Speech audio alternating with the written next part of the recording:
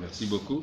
Bon, l'objectif de la réunion d'aujourd'hui, c'est d'informer les fonctionnaires de l'île autonome de Ngazidja que la fonction publique de l'île a eu une lettre provenant de la fonction publique de l'île, qui nous demande de l'Union, le ministère de la fonction publique de l'Union, qui nous demande de transmettre le GIS, c'est-à-dire le système de paiement de l'île autonome de Ngazidja.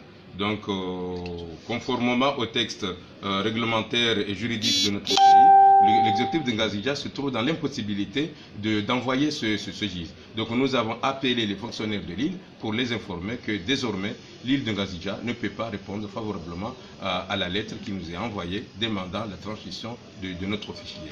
Et du coup, on constate que les salaires de ce mois de juillet ne sont pas encore versés pour Ngazidja, mais par contre, à Moéli, c'est déjà payé, alors qu'eux, ils n'ont pas transmis le fichier demandé.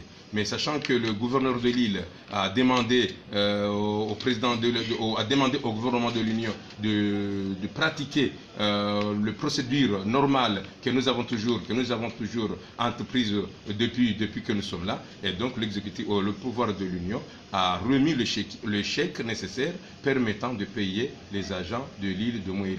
Et donc, en ce moment-ci, on peut dire que les agents de Moéli sont payés conformément à la réglementation qui est toujours en vigueur. Nous, Ngazidja, on demande encore que nous soyons traités de la sorte à ce que le chèque qui comporte les 466 millions nécessaires pour payer les salaires de Ngazidja nous soit transmis pour pouvoir payer les fonctionnaires de l'île comme ça se doit. Voilà en gros l'objectif aujourd'hui, et nous estimons que les fonctionnaires de l'île ont bien compris et que maintenant nous sommes en entretien avec le gouvernement de l'Union pour pouvoir comment est-ce que le Ngazidja peut recevoir les salaires nécessaires pour leur permettre de payer.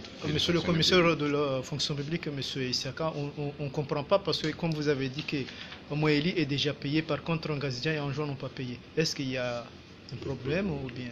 Oui, le problème, c'est, vous savez, moi je comprends que c'est toujours un problème politique qui consiste à déstabiliser l'île de Ngazidja et l'île d'Anjou parce que nous, on ne s'est pas conformé aux vœux du chef de l'État, notamment de vouloir changer de NIOTA, la constitution de l'Union des Comores.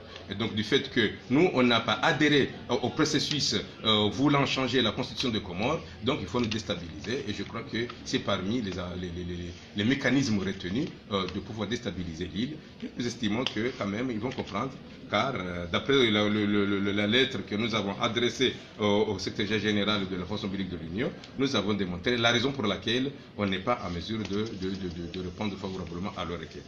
Donc du coup, j'espère qu'ils vont comprendre pour éviter cette déstabilisation et permettre aux fonctionnaires de l'île autonome de Ngazidja de percevoir leur salaire malgré le retard déjà entrepris.